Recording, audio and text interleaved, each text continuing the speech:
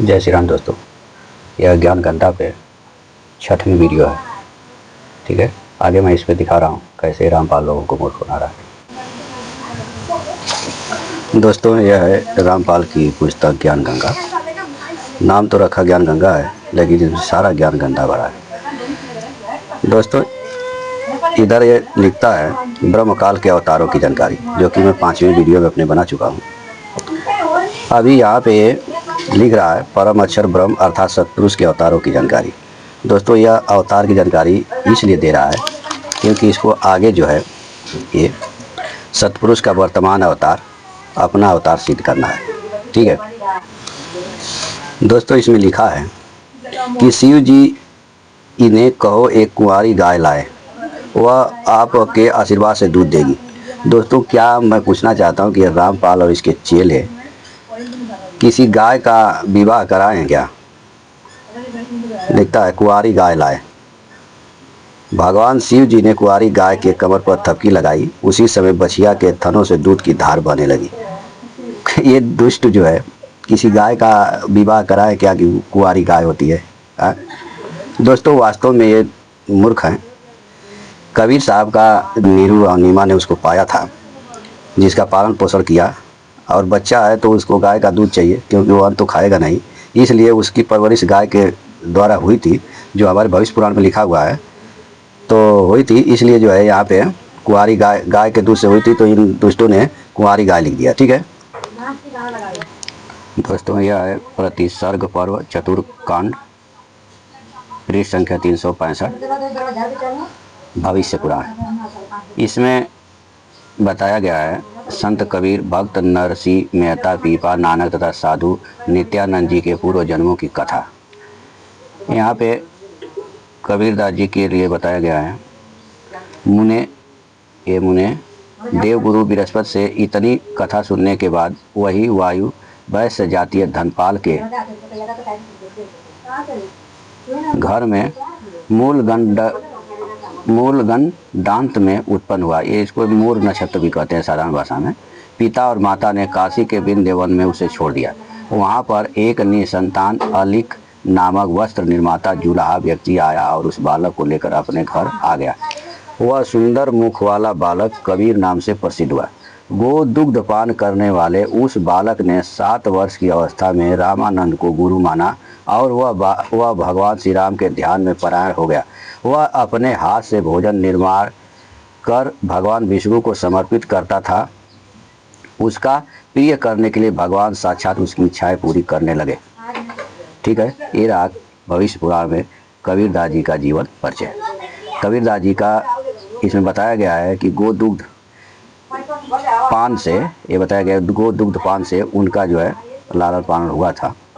ठीक है, ये नहीं कि वो कुंवारी गाय के दूध से हुआ था। ठीक है, आगे देखिए ये क्या कह रहा है कि वर्तमान पर वे उस परमेश्वर के अवतार थे।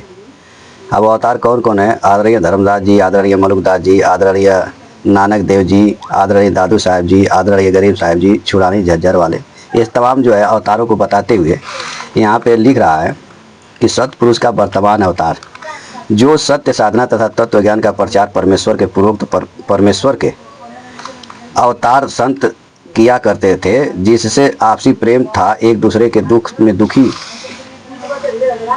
होते थे, असहाय व्यक्ति की मदद करते थे। वही शास्त्र विधि अनुसार साधना तथा वही आध्यात्मिक यथार्थ ज्ञान संत रामपाल जी महाराज को परमेश्वर कबीर साहब जी ने प्रदान किया। मार्च 1997 को फागुन मास की शुक्ल प्रथमा को दिन में 10 बजे जिंदा महात्मा के रूप में सतलोक से आकर संत रामपाल दास जी महाराज को सत्य नाम तथा सार नाम दान करने का आदेश देकर अंतर्ध्यान हो गए। दोस्तों, एक इसने अपनी किताब लिखा है आध्यात्मिक ज्ञान गंगा, उसके पृष्ठ संख्या 538 पर लिखता है, मैं इसको वीडियो भी इसी में डालूंगा, कि मुझ रामपाल दास को कबीर परमेश्वर संवत 2054 फागुन शुक्ल मास एकम को दिन में 10 बजे मिले। यहाँ दोस्तों मैं बताना चाहूँगा कि हर मार्च में 2 संवत होता है, चाहे वो किसी भी साल का मार्च हो, 2 संवत होता है। अंग्रेजी महीना ईसवी सन जो होता है उसमें पहला महीना जनवरी होता है और लास्ट महीना दिसंबर होता है। लेकिन जो संवत होता है उसका पहला महीना चैत होता है और लास्ट महीना फागुन होता है। यह देखिए इस साल का कैलेंडर है 2025 का, मार्च 2025। इसमें 2 सन है, ये 2081 2082। ऐसा ही मार्च 1997 में 2 सन था, 2053 2054। कैसे अभी मैं दिखाता हूँ। अब यहाँ पे देखिए, अगर मैं 2025 में से 1997 घटाऊँगा तो 28 बरस होगा। अगर 2081 में से 28 निकालूंगा तो 53 होगा, और 2082 में से 28 निकालूंगा तो 54 होगा। यानी मार्च 1997 में संवत 2053 और 2054 था। यानी 2053 का फाल्गुन महीना था और 2054 का चैत था। क्योंकि हर साल मार्च में संवत 2 होता है, एक का फागुन होता है, एक का चैत होता है, जिसका मैं कैलेंडर भी दिखाऊंगा वीडियो में, आप देखिएगा, ठीक है। 1997 में दास को परमेश्वर मिले थे। उन्होंने कहा था कि अब यह समय आ गया है, डिस्क्लोज कर दे सार नाम और सतनाम का, डोंट वरी। बोलो सतगुरुदेव।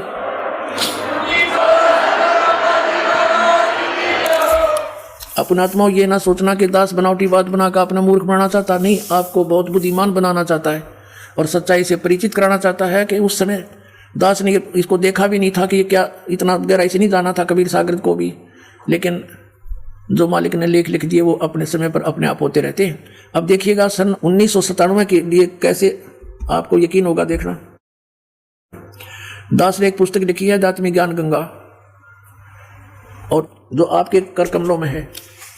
इसमें एक लेख है 538 पृष्ठ पे, यथार्थ कबीर पंथ परिचय नामक एक विषय है।